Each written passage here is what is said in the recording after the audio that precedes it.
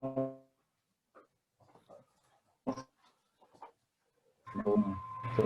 terapia familiar resulta casi como diríamos la impulsadora o creadora de esta herramienta que es el genograma, ¿no?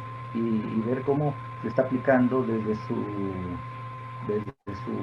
inicio cuando tuvo unos objetivos y después se ha ido encontrando algunas aplicaciones más.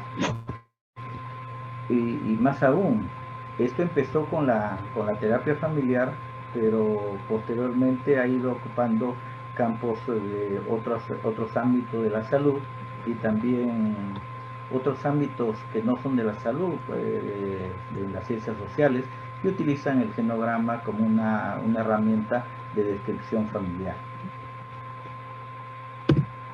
Entonces, como hemos visto en la relación de inscritos, más o menos el 50% de las personas que están asistiendo tienen ya un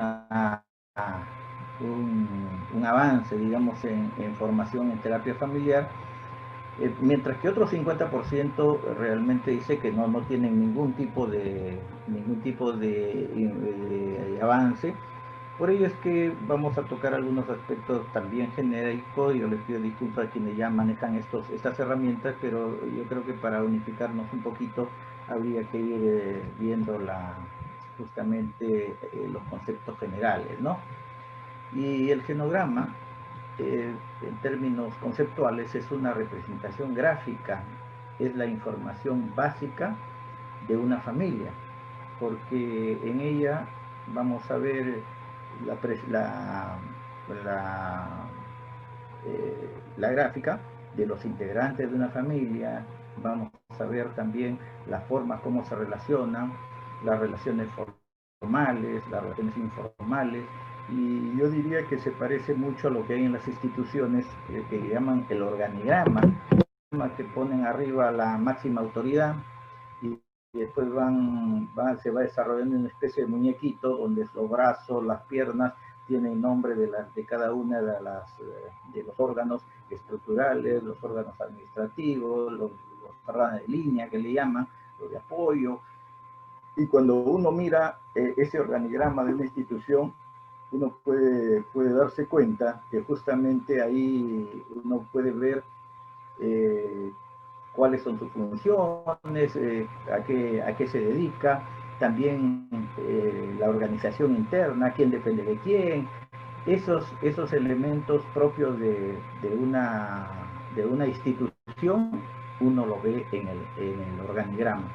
El genograma tiene algo parecido, a lo mejor a Murray Owen se inspiró en eso no lo sé, pero también cuando uno ve un genograma va a ver esa representación de la familia, también quiénes lo integran, cuáles son las estructuras que tienen más jerarquía, cuáles son las que son más subordinadas, y ponen una condición que por lo menos para ser útil desde un punto de vista clínico, práctico, terapéutico, recomienda que por lo menos deben tener 3 generaciones, puesto que va a permitir, digamos, observar algunos elementos, algunos fenómenos, algunos procesos que si en caso lo hicieran solamente con 2 generaciones, como usualmente tenemos en las familias nucleares, solamente vamos a tener el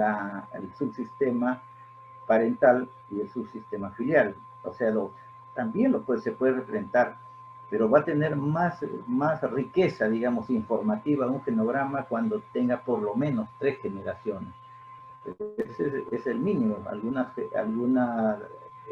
genogramas yo he visto que incluyen 4 generaciones, 5 ya muy poco, porque imagínense cuántos tendrían que vivir, pero de todas maneras, por lo menos deberíamos tener 3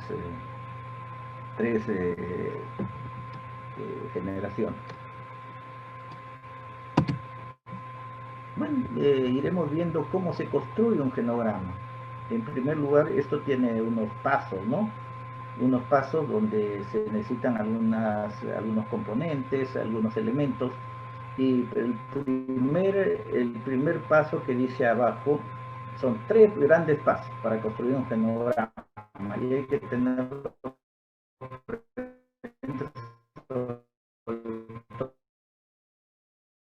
quienes estarían comenzando en este debemos tener un plano de un edificio antes de empezar a construirlo, porque si no nos puede pasar algo que en ingeniería definitivamente no sucede, es que levanten una pared y en el momento que se dan cuenta que no debería ir, deberían decirle a todos los trabajadores, mira, boten la pared y póngalo 3 metros más atrás. Eso no lo hacen, ¿no? Entonces primero se tiene que hacer una especie de plano. Igualmente, cuando construye el genograma, primero hay que trazar la estructura familiar. ¿A quiénes vamos a incluir en este genograma? Si es una familia con 3 generaciones, hay que ver la generación, los que provienen de la familia paterna, con los que vienen de la familia materna. A lo mejor la familia paterna es un poco frondosa en relación a la familia materna, que es un poco más escueta. Entonces tener en cuenta que eso va a determinar que a lo mejor en el ámbito que vamos a hacer el genograma, que puede ser un papel, una pizarra, una pantalla de cualquier diseño, pues seguramente que vamos a ir tratando de empezar por el lado central, pero ubicándolo justamente para tener el cuidado de no estar constantemente borrando lo que vemos que nos pasa en la práctica clínica cuando lo hacemos en nuestras historias que llenamos, ¿no? Y bueno, y tener en consideración algunos elementos básicos, ¿no? Como por ejemplo, algunas cosas ya lo conocemos mucho, que inclusive no estamos en especialidad, donde ya sabemos que a las mujeres, a todas las personas del sexo femenino, las representan con un círculo, mientras que a los varones nos representan con un cuadrado. Así como está en esta, arriba a la izquierda en este cuadro, mujer, tenemos círculo. Un poco de interferencia en su transmisión, por favor, un momentito. Ya. ¿Será de mi equipo? Sí, hay como un sonido de fondo que interrumpe la transmisión. A ver, voy a... Ahora. ¿Se cortó? Sigue igual. Un momentito, por favor, a los participantes. A ver, vamos a ver.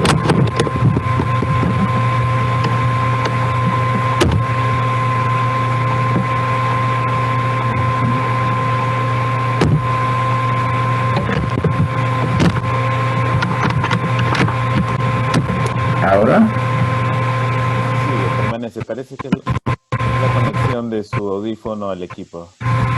Sí, pues se lo estoy moviendo. ¿Se escucha? Sí se escucha su voz, pero hay un sonido de fondo que hace que la transmisión no sea limpia. Parece que es el cooler. ¿Qué tal se escucha ahora sin el audífono? Igual. Porque ya lo quité Sí, prenda su micro, por favor, doctor Rodríguez.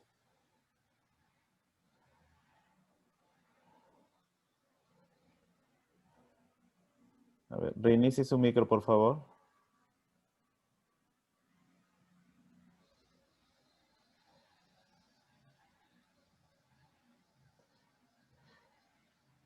Reinicie su micro, doctor Rodríguez, que lo he apagado un momentito. Reinícielo de nuevo, por favor.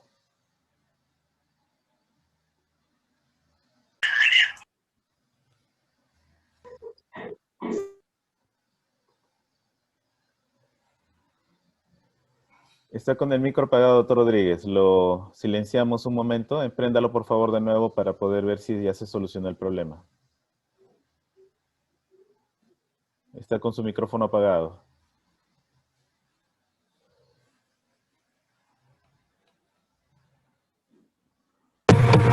Ya.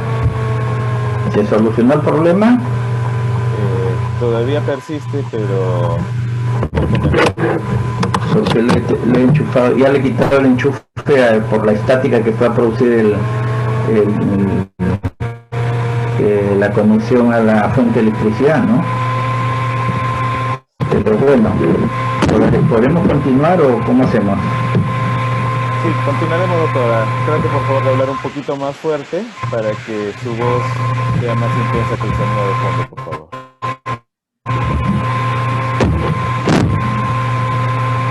Bien. A ver.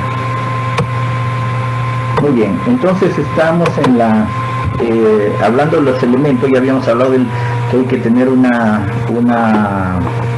visión clara de toda la estructura general, un panorama de qué vamos a graficar para poder comenzar a poner estos elementos. Miren ustedes ahí, van a ver que los elementos de componentes de una familia, todos los varones con cuadrado, todas las mujeres con círculo, también los vínculos legales, los vínculos sanguíneos se van a tener que graficar. Aquí esto lo saqué de un libro donde tenían estos gráficos, pero no respetaban una recomendación que siempre, bueno, cada vez se hace más se están universalizando algunos criterios para hacer el genograma, pero siempre recomiendan que a la izquierda se ponga al varón y en el vínculo matrimonial, y a la derecha la mujer. En el primero lo han puesto a la izquierda la mujer, pero bueno, en los de abajo ya respetan esa norma, y como ven ahí también pueden registrar el año del matrimonio, y llegan a ver en la flechita de mi mouse. Entonces aquí también, cuando es concubinato, le ponen líneas intercaladas. Cuando cruzan una línea a este vínculo, el año de la separación, y si el divorcio, le ponen una doble línea. También hay otros componentes que tienen que ver con el grupo de los hijos. También hijo varón va a ser un cuadrado, hijo mujer va a ser un círculo. Si es aborto, lo rellenan completamente de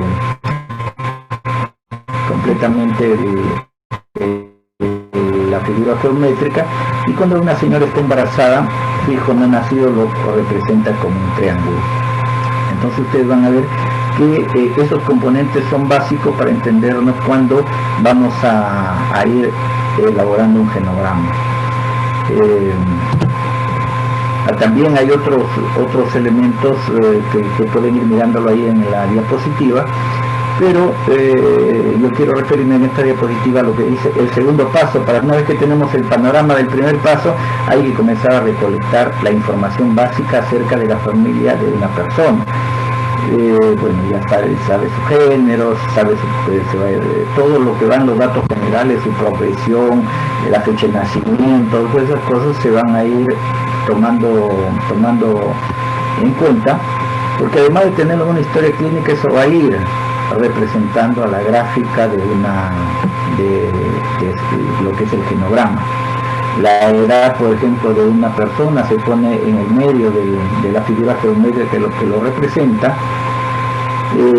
Si una persona ha fallecido, se va a cruzar como una cruz de San Andrés, se va a cruzar al medio de la figura geométrica que representa que la persona ha fallecido. En la parte de los hijos hay que ordenar, recomendar, es muy buena recomendación de ponerlos en un orden descendente de izquierda a derecha, el mayor a la izquierda y el menor y los menores a la derecha. Cuando hay peculiaridades nacidas en el mismo parto, que son gemelos, pues también lo van a poner, como está ahí en una de las figuras, parten del mismo grupo, del mismo punto, de la línea de los hijos, pero está dividido, está separadito, pero parten del mismo lugar, que dice que prácticamente representa que han nacido en la misma fecha. Entonces ya tenemos el segundo paso, y el tercero sería el delineamiento de las relaciones familiares. ¿Qué quiere decir esto? Que aparte de esos vínculos, y en esto sí se diferencia, se separa bastante de lo que es un organigrama institucional. Yo diría, ¿cuánto ayudaría a una institución que también por lo menos lo tuviéramos en nuestro escritorio, no en un cuadro como usualmente lo utilizan en las instituciones, sobre todo en las direcciones, en las presidencias del directorio? Ahí está el organigrama. Esto tal vez no sería publicarlo así en cuadro, pero sí por lo menos el gerente, el director general podría tener un organigrama donde también pudiera ver las partes de los aspectos relacionales, ¿no? Quién se lleva bien con quién se lleva mal también con quiénes se alían, quiénes se alían constantemente contra otros, por lo cual pudieran tomar algunas medidas un poco más racionales y tal vez con un sustento relacional muy sostenido, ¿no? Con mucho argumento.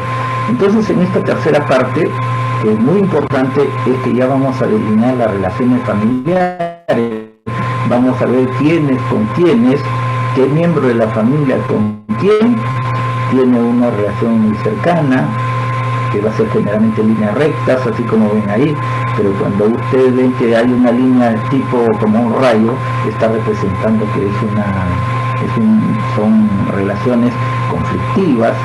Cuando se ponen puntos muy separados, se trata de representar que son relaciones muy distantes, y cuando se le interrumpe, así como la cuarta opción que está acá, se pone una línea de interrupción, pues vamos a ver que es una relación rota, o sea, una relación cortada. Personas que viven en la misma casa pero que no se hablan, personas que ni se miran, están constantemente querellando a través de los otros. También hay que representarlo para tener una idea más clara de este cuadro. ¿Por qué le estoy haciendo este resumen rápido? Porque en un siguiente momento vamos a ver algunos casos que me gustaría, si las condiciones lo permiten, tener posibilidades que a lo mejor interactuemos y algunos puedan dar alguna interpretación a partir de un genograma, ¿no? Entonces hay que tomar en cuenta la estructura general, tomar en cuenta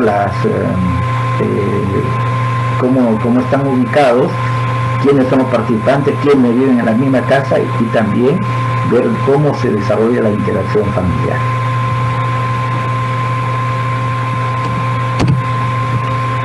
Bueno, aquí solamente para remarcar que esto del genograma no es un elemento muy antiguo.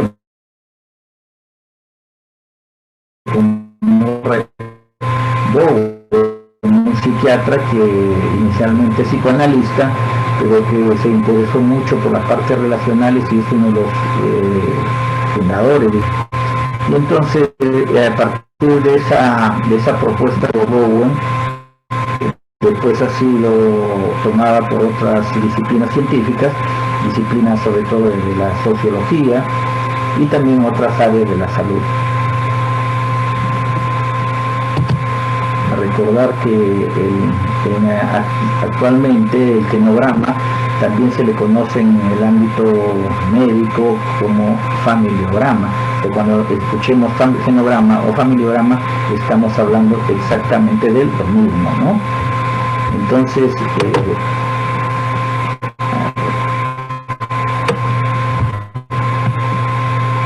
bien, ¿qué uso se le da al genograma? Entonces, ya hemos ido avanzando algunas cosas. Hay que ver quiénes son los miembros de el núcleo de inicio de una familia, de la pareja, ver desde dónde proviene, o sea, el entorno inmediato, la familia de origen, cómo son las relaciones con ellos, porque eso va a tener mucha implicancia también en la historia familiar de estas personas. También otro uso que podemos ver en el genograma son usos generales. Vamos a ver también los acontecimientos que van sucediendo en las familias, porque hemos visto, vamos a ver la cantidad de miembros, la cantidad de número de hijos, qué enfermedades, qué situaciones han pasado cada uno de los integrantes de la familia.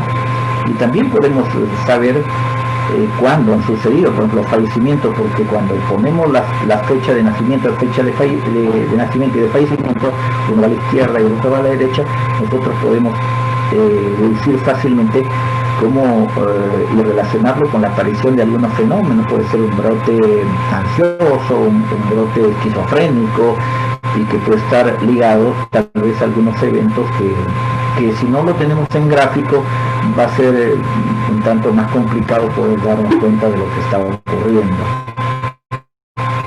Ver también algunos patrones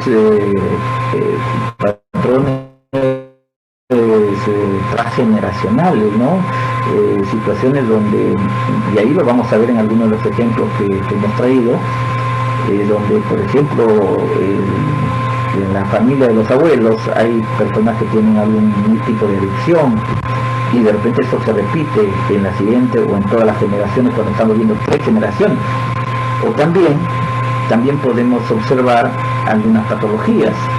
Algunos casi en broma dice es una forma de ver el pedigrí de la familia. El pedigrí es un término con los animalitos, ¿no? Pero sí, nosotros podemos ver en nuestra familia cuáles son algunas fortalezas, y también podemos ver algunas dificultades que se nos presentan en la familia, pero no para tener una actitud pesimista, sino más bien tener conciencia de las facilidades en las que tenemos y también las dificultades que tenemos para justamente ir mejorando en el día a día. Estos patrones tienden a repetirse, lo cual cuando las familias van a terapia no se les garantiza que necesariamente tienen que hacer cambios, pero les da la oportunidad que la historia familiar, que seguía un curso casi inexorable si no nos percatamos de las fuerzas que tiene la relación familiar sobre las conductas individuales. Entonces los fenómenos repetitivos van a ser casi inexorables. De la forma como se comportaba el padre, va a comportarse también el hijo. Y entonces la terapia familiar nos permite hacer un punto de quiebre para que ya la historia no siga en la misma dirección, y el genograma vendría a ser una herramienta que nos permite visualizar y poder tener un panorama muy amplio para poder tomar conciencia de ello, ¿no? Y finalmente otro uso es que las relaciones emocionales existentes en la familia los podemos también graficar ahí, ver cuáles son los mitos. Algunos dicen cuando conversan, no necesariamente en terapia, uno conversa con la persona y cuando habla de alguna característica, alguien dice, es que así somos los Sánchez, ¿por qué quieres que así somos? Pues, y ese es un elemento importante a tomar en cuenta, porque ese elemento a lo cual está refiriendo y que puede estar graficado, puede estar en el genograma, es un elemento de identidad familiar. Eso le da arraigo. Eso no quiere decir que sea malo. Será malo cuando esa característica traiga dificultades dentro de la familia o también en su entorno cercano. Entonces, mire, podemos tener bastantes usos acerca del cronograma, no solamente en la práctica terapéutica, sino en la práctica de otros ámbitos sociales o de otras áreas de la salud. Bueno, ahí tenemos un ejemplo, ¿no? Digamos, de gráfico, donde no sé si podríamos... si alguien pudiera abrir el micro, Fabio. Perfecto, gracias. Sí, ahora sí puedo hablar. Sí, miren, lo que yo observo en el genograma, lo que yo observo en el genograma son 2 familias, ¿no? Una que se caracteriza por tener 5 hijos, entre ellos obreros, mecánicos, amas de casa, el otro también mecánicos, estudiantes, pero a su vez estas 2 familias tienen 2 hijos, ¿no? Que forman una nueva familia, pero cada uno con antecedentes de obesidad y depresión, y el otro tiene antecedentes en alcoholismo y tabaquismo. Y a la vez ellos 2 forman una nueva familia, en las cuales tienen hijos en edad preescolar. Es lo que observo. Gracias. Muy bien, tenemos también la todas intervención las de Juan Juan Diego Sí. Colque. Sí, también quiere participar Juan Diego Colque, doctor. Adelante, Juan Diego, prende tu micro, por favor. Adelante, adelante, para que complemente esta descripción iniciada. Fidel jubilado. Ante todo, muy buenos días. ¿Se me está escuchando? Sí, se escucha bien. Adelante, sí, lo escucho bien. Bueno, buenos días y ante todo mucho agradecer a todos en esta reunión. Lo que yo me fijo en este cuadro, primeramente debo señalar al paciente que está siendo la señora Gloria, ama de casa, que sufre una obesidad exógena, depresión crónica y víctima de violencia, violencia supongo, ¿no? Es B. Luego, está casada, porque no se ve una relación, desde 1997 con el señor Sergio, policía que sufre por lo que se ve también alcoholismo, tabaquismo y farmacodependencia. Ellos han conformado una familia donde está... Sí, es que tengo que señalar su rango familiar en esta generación, y ellos tienen casi, se nota esto.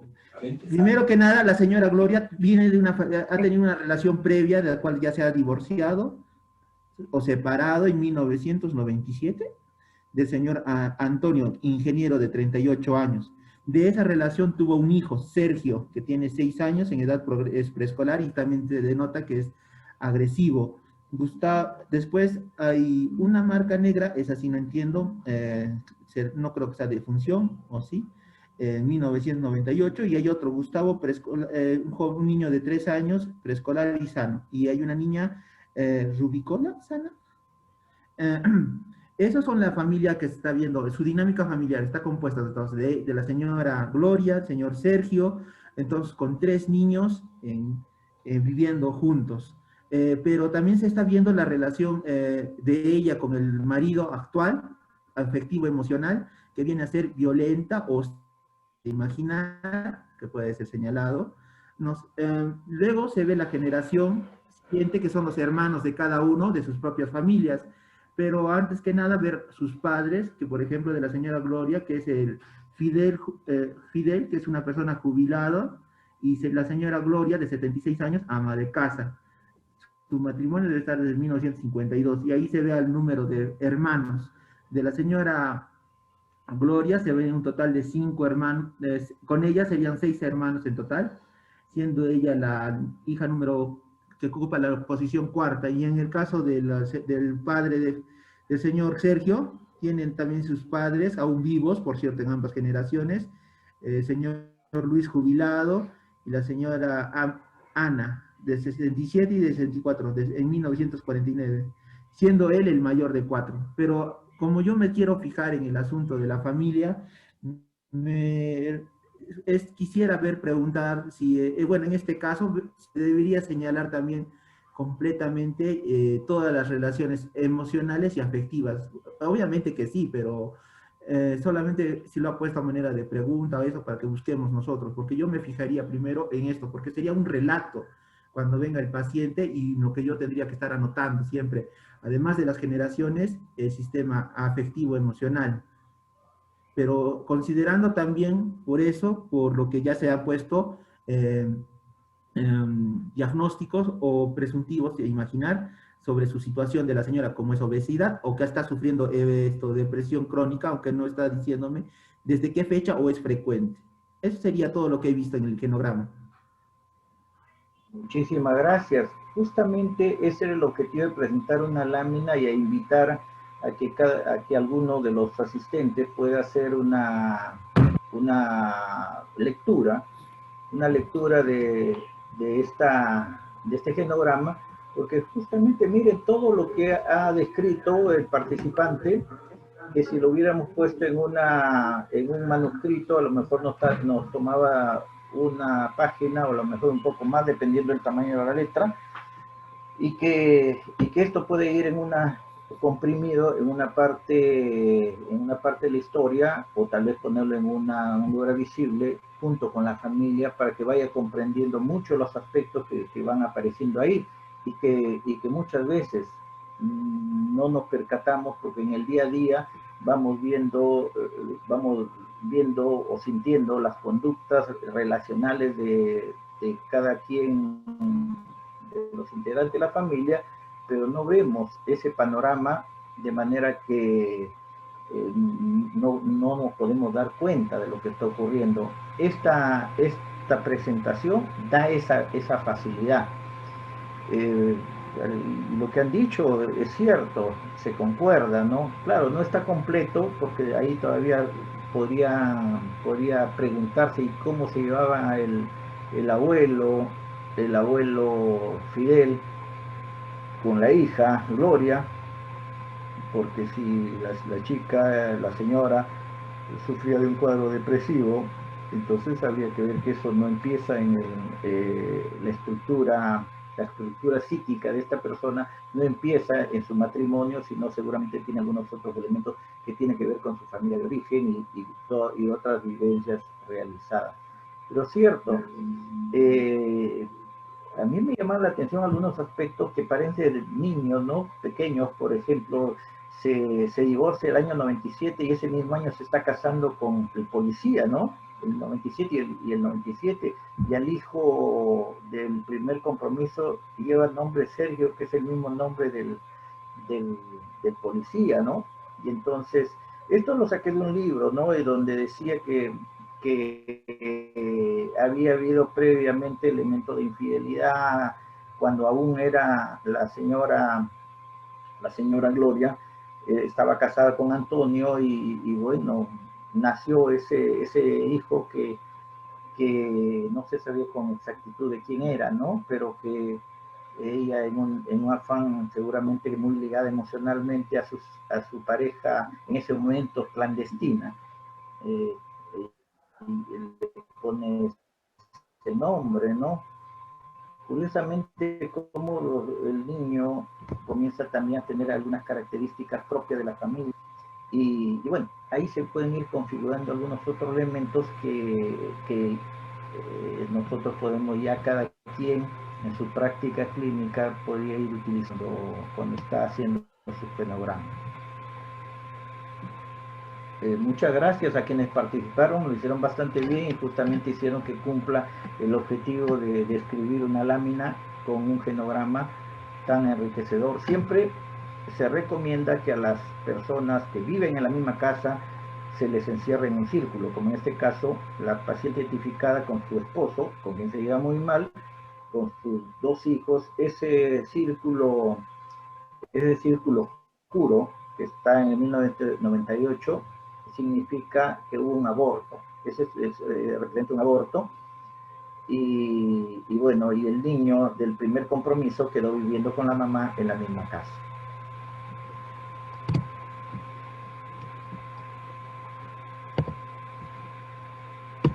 No sé qué pasa, tengo dificultad para pasar de diapositiva.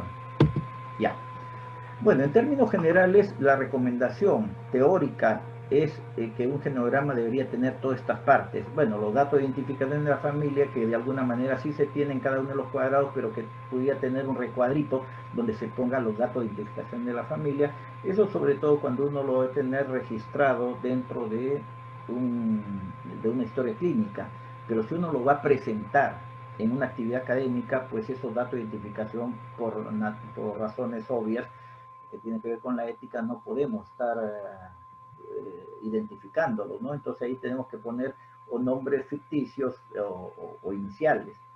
El diagrama, que es lo que ya hemos visto y que generalmente lo identificamos como genograma, o sea, los diferentes componentes y las líneas que los unen, y al pie de página los símbolos y su significado. Eso quiere decir, tal vez aquellos que no están universalmente, aceptados, porque ya no es necesario poner círculo, mujer, cuadrado, hombre, porque eso ya está bastante aceptado, pero por ahí algunas líneas, tipo de líneas, que a lo mejor uno lo usan de un modo, otro lo usan de otro modo, poner estos símbolos y su significado al pie de la página. Hacer una narración breve que pudiera complementar lo que ya está dando la información el genograma, y una breve interpretación. Mire, todo eso sería la parte de un genograma desde el punto de vista documental, que nos va a servir para que nosotros lo tengamos en nuestra historia clínica. Sin embargo, para efectos terapéuticos, muchas veces con el diagrama es suficiente para tener la utilidad que nosotros queremos dar. Entonces les traía aquí también alisten los micros para ver si dan algunas lecturas a este caso 1. A ver, por favor, levantaron la mano, todavía ninguno. Ana García está con la mano levantada de la vez anterior, de repente podría participar. Ana, a lo mejor, sí. Por favor. A ver, adelante. Solamente ella que abra su micro, por favor.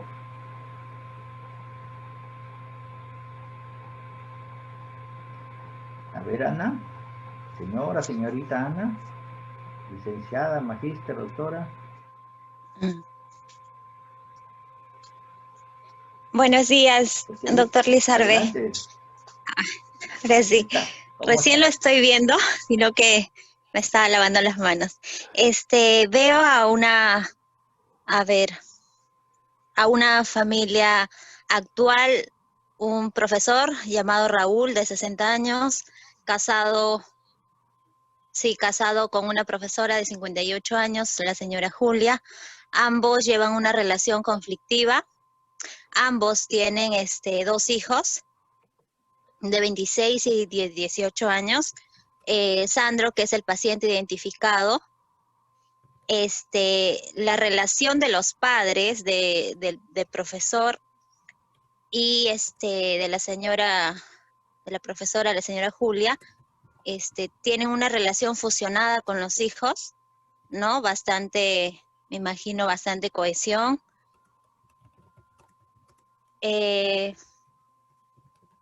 A ver, ¿qué más observo? Allá, y el hijo de 26 años, también está comprometido, pero es una relación distante. También la hija de ellos, de profesores de la familia actual, no observo, ya de la familia actual, está casada, tiene una relación de convivencia, pero es una relación distante, también con un profesor. Ambos tienen 2 hijos, un hijo, ¿no? Y un embarazo de 2 meses. Muy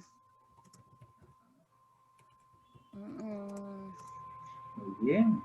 Es lo que puedo observar. Bien. Sí. Bueno, vamos a tener solamente una participación. Veo que hay 8 personas que han levantado, no, 5 personas que han levantado la mano. Pero bueno, pues en hora del tiempo, porque tenemos unos casitos más, ahí vemos que creo que podríamos leer, aunque yo no lo voy a leer directamente, porque ahí tengo algunos recuadros. A ver. Esta es una familia que atendimos en el hospital, en el departamento, cuando todavía hacíamos las actividades presenciales, y fue derivada del departamento de consultorio externo, el departamento de adultos, donde atendían al paciente identificado que dice ahí EP, o sea, tiene una esquizofrenia paranoide, y bueno, fue derivado. Los padres estaban divorciados hace 9 años de la fecha, más o menos calculamos que esto lo atendimos en el año 2010, donde la violencia conyugal fue la causa de la separación. Los hijos se dividieron, como ustedes ven, el hijo menor se quedó con la mamá, y el hijo mayor, la hija mayor se fue con el papá. Hijo con mamá, hija con papá. Lo que los padres se desentendieron de los hijos, como ambos eran profesores, como que cada quien se dedicó a criar al hijo con quien se quedó, ¿no? Y curiosamente, nosotros ahí vemos algunos elementos, como por ejemplo, los abuelos por parte del padre fueron convivientes, y sin embargo los hijos, o sea, los que ya son parte de lo que inicialmente eran la familia nuclear, ellos sí se casaron, ahí hubo una equivocación, poner que se matrimonio en 1875, no, fue en 1975, pero se divorciaron en el 2001. Como lo vimos en el 2010, eran 9 años después del divorcio, porque hay unas líneas cortadas ahí, realmente que han salido un poquito bajo, y sin embargo, prácticamente se habían conformado esos dos círculos, dos familias distintas, y de repente el hijo hizo el brote esquizofrénico, y a través de ese elemento mórbido, esa enfermedad mental, es que el padre se aproxima al llamado de la señora, porque se desespera, no sabe qué hacer, la conducta del hijo se desestructura, es todo un drama para una familia cuando un paciente hace un brote psicótico, pero ese elemento comienza a juntar nuevamente a ellos, no para que sean pareja, sino para que comiencen a tener una especie de acercamiento como padres, para que se vinculen con el hijo que quedó con el otro padre, ¿no?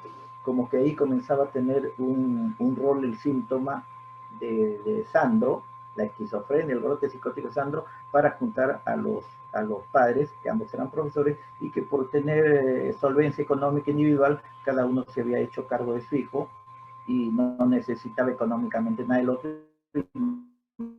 y se comunicaba.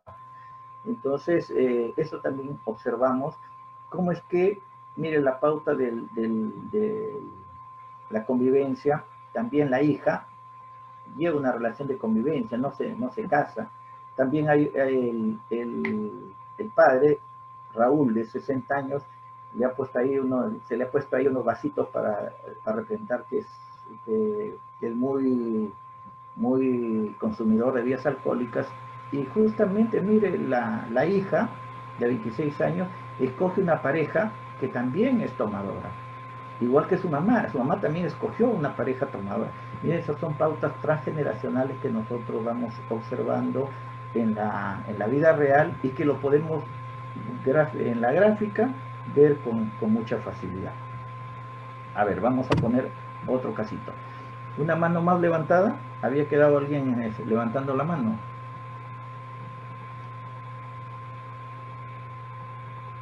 A ver, vamos a revisar, doctor. Me parece que todavía no. Sí, no levante la mano. Todavía no hay manos levantadas. Porque este casito, vamos a ver cómo es que es una familia extensa, porque si ustedes vamos a circunscribirnos a la familia donde está el paciente identificado, que está en el subsistema filial, que este es un varón que tiene doble cuadro. Si aparece alguien levantando la mano, me avisan para darle la palabra, pero mientras tanto vamos describiéndolo. Y es una pareja que conviven, y ahí, y digo que es extensa porque no solamente se queda padre, madre e hijos, sino también vive uno de los tíos, que es hermano mayor del papá.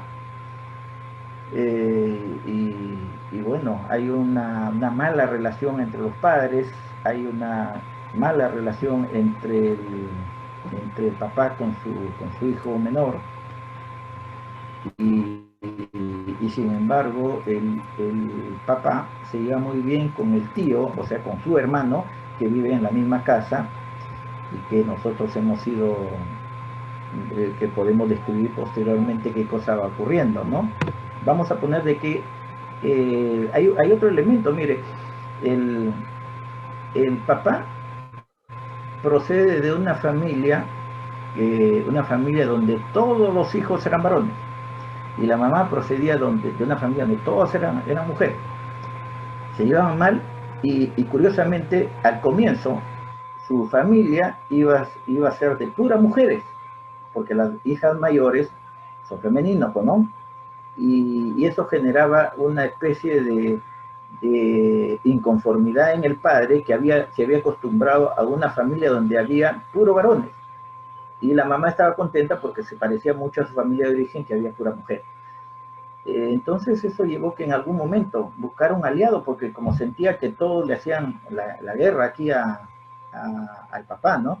Entonces justo jala a sus hermanos para que de alguna manera compense ese equilibrio, y jala al que justamente tomaba con él, ¿no?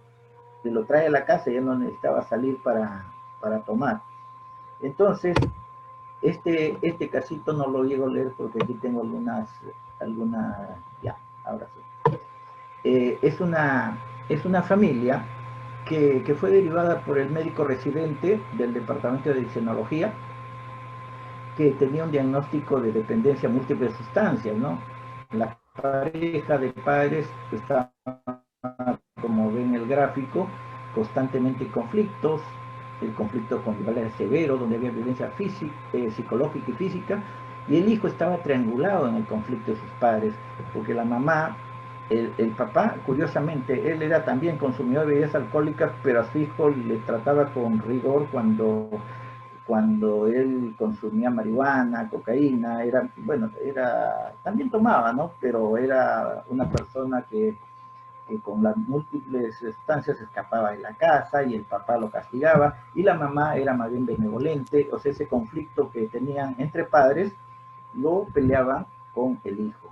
Entonces ahí uno comienza a tener una visión importante y clara de cómo las fuerzas emocionales se van distribuyendo. Yo recuerdo que no con esta forma, sino un poco más artesanal, lo leímos con la misma familia, y ellos se comenzaron a percatar justamente cómo es que ellos se peleaban a través de su hijo. No eran diarios como padres, o sea, la alianza parental estaba muy deteriorada y se tuvo que trabajar mucho para poder tener algún cambio que favoreciera el control de conductas del hijo. El hijo justamente el paciente identificado entraba a cumplir el rol también de unificador entre los padres que en ese momento estaban en conflicto. A ver si tenemos algunos comentaristas para el caso 3. A ver, Y las personas que deseen no sé participar pasa, pueden tengo dificultad para colocar, levantar la mano. sí, levantar la mano si los que A deseen ver, ahí participar. tenemos un tercer caso.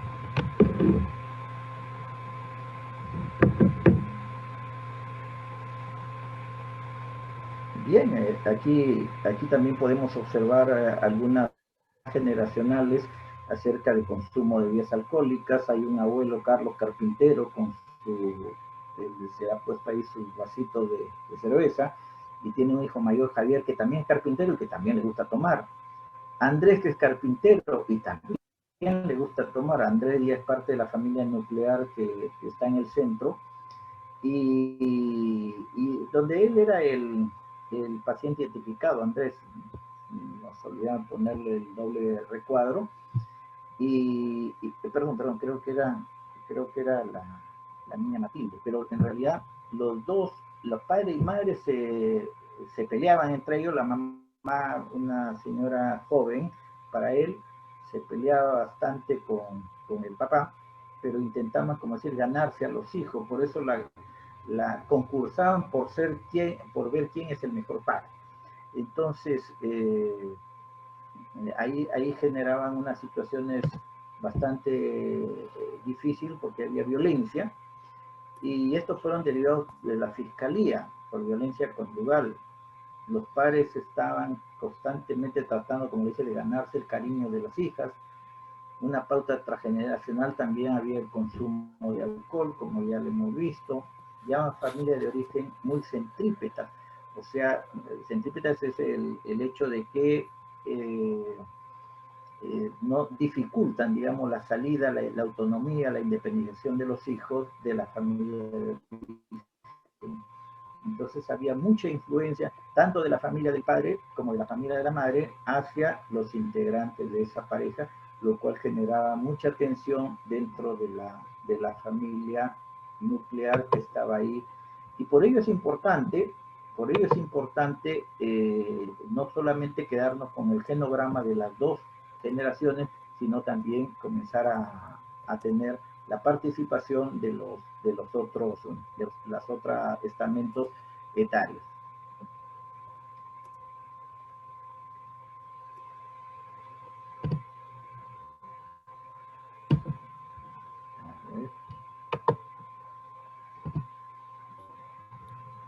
Muy bien. Esa es en la parte descriptiva, y yo les agradezco a quienes hayan participado en haciendo las lecturas de los diferentes casos que hemos visto. Pero ya en la parte terapéutica, nosotros vemos que el hacer el genograma tiene algunas implicancias muy importantes, como por ejemplo, involucrar a la familia. El genograma permite que a través de una herramienta y una estrategia administrativa, así cabe el término, porque uno lo puede hacer mientras le va tomando su dato, ¿no? Entonces la familia como que va sintiendo poco amenazante, digamos, ir introduciéndonos en ese ámbito de las relaciones familiares, porque vamos pidiendo cuándo nació, dónde nació, qué profesión tiene, qué enfermedad estuvo, y entonces eso hace que la familia comience a procesar, digamos, algunos datos con el terapeuta, que tal vez en otras circunstancias hubiera cierto nivel de resistencia. Entonces ayuda a que la familia se vaya involucrando en el proceso terapéutico. Entonces eso es importante porque va a permitir después tomar mayores facilidades para hacer las intervenciones terapéuticas. Otra aplicación en el campo terapéutico es el cuestionar el sistema. Las familias generalmente vienen con la idea de cómo están convencidos que la familia es de un modo, y ya saben con seguridad quién debe cambiar y en qué debe cambiar. Vienen con esa seguridad, y a veces hasta el mismo paciente, que es al quien dicen que debe cambiar, acepta ello. Pero entonces cuando nosotros presentamos el genograma y cuando se ve cómo es que funcionan las alianzas que se van produciendo entre los miembros de la familia, entonces el genograma nos ayuda a cuestionar el sistema, o sea, cuestionar esa primera historia, esa narración inicial que nos traen, nos permite justamente introducirnos dentro de la dinámica familiar, cuestionando el sistema. Cuando el paciente que ya está involucrado le cuestiona el sistema, bueno, tiene más posibilidades de aceptar, cambiar. Porque si nosotros de frente, en una primera sesión, intentamos cuestionar el sistema, lo único que vamos a lograr es que nos espectoren como terapeutas. No es que nos van a botar de la sesión, sino que la forma de las familias de espectorarnos a nosotros es no yendo a las sesiones, no yendo a la terapia. Bueno, entonces también el genograma nos puede ayudar para ello, y finalmente también aclarar algunas pautas familiares, cosas que no se entendían, y cuando se ve a partir del genograma, entonces nosotros podemos plantear hipótesis que nos van dando algunos elementos que en otras circunstancias no lo podríamos ver. Bueno, miren, ahí esos son algunos genogramas que los he ido sacando de las historias clínicas. Ahí ya no hemos tenido la ayuda de la computadora para hacer los cuadros, las líneas muy rectas. Entonces ahí vemos, generalmente encontramos historias, en la historia, los genogramas de ese modo, ¿no? Por acá tenemos una solamente, creo, de dos generaciones.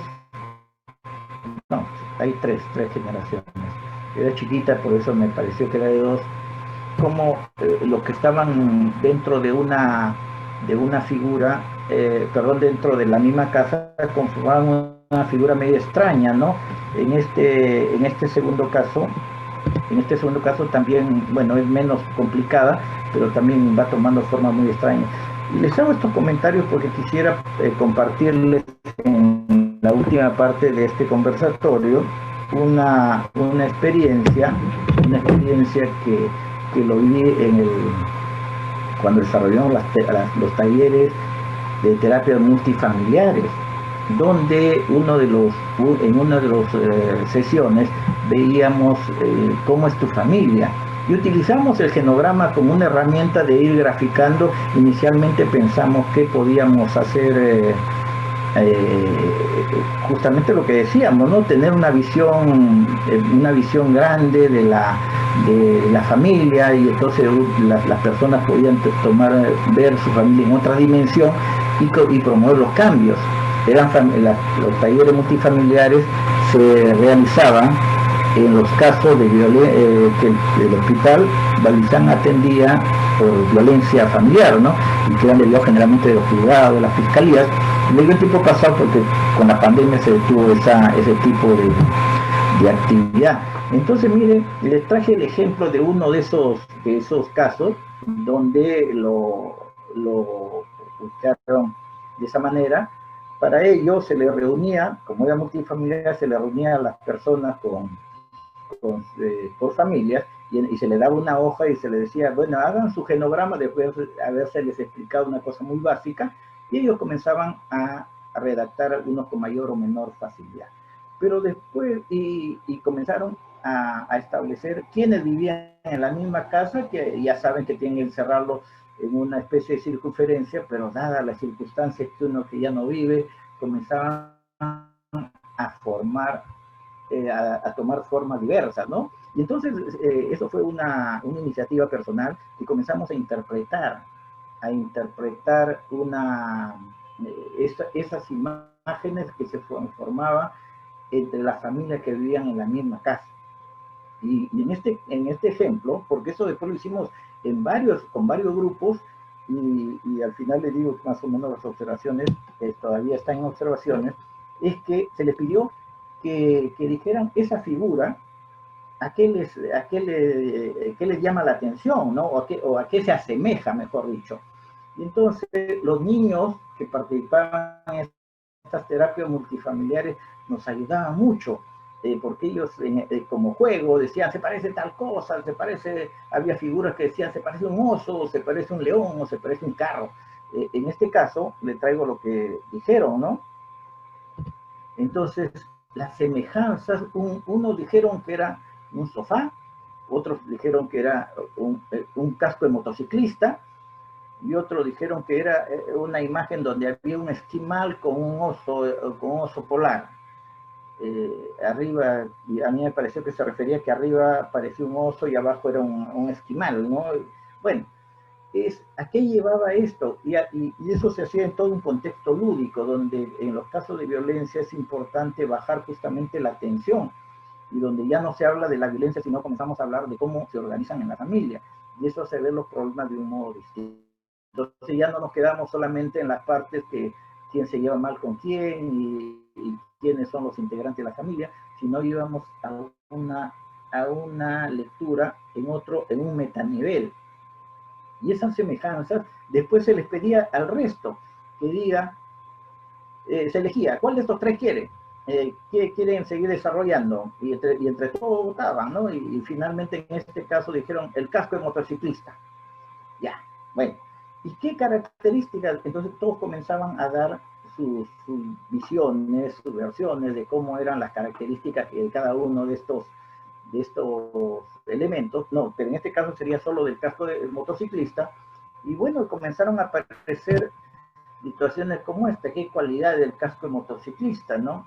Y decía, tiene una cualidad de salvar vidas, es un protector de lo más importante, decía, porque cuida la cabeza. Y uno dijo, son muy vistosos porque hay cascos que tienen colores, rayos, dibujos, etcétera, etcétera. Otro dijo, es fuerte y liviano. Y otro que era útil. ¿Y a qué llevaba esto? Que después se le preguntaba a los integrantes de la familia, porque todo el resto era los que opinaban en relación no de la familia de él, sino de la imagen que había conformado este elemento, y daban cualidades de esa imagen. Y al final le pedíamos a los miembros de la familia decir cuáles de estas cualidades se parecen mucho a su familia.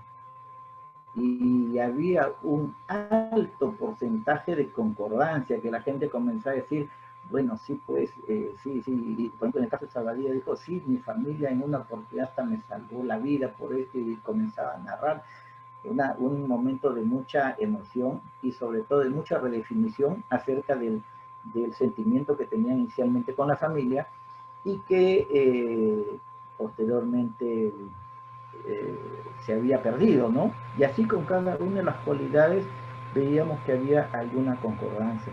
El paso siguiente era hacerle una especie de entrevista para que pudiera ver la concordancia y poder cuantificarlo, ver de qué manera esta experiencia podría ser útil.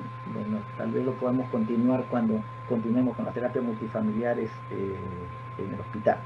Bueno, de todas maneras quería traerles, eso no está escrito en ningún libro, pero quería traerles a propósito de una experiencia institucional en nuestro hospital cuando hacíamos las terapias multifamiliares para los casos de violencia en el Balizá.